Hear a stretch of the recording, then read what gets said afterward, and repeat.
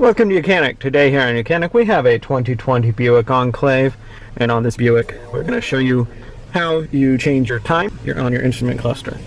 So there are a couple ways you can get into the time screen. Now we have the home screen with the settings. You can go through the settings, or you can actually just tap the time icon to get there also, or you can go through settings and then we got time and date and we get to the same screen.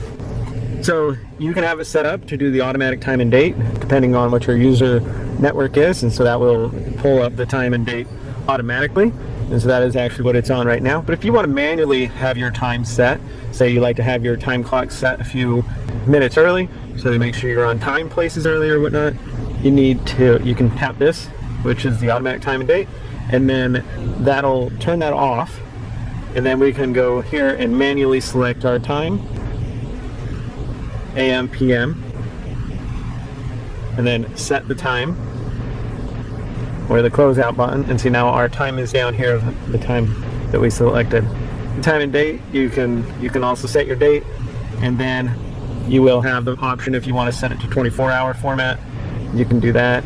And then this also does the automatic time zones via the network, where you can turn that off and then you can pick which time zone you like it to be in.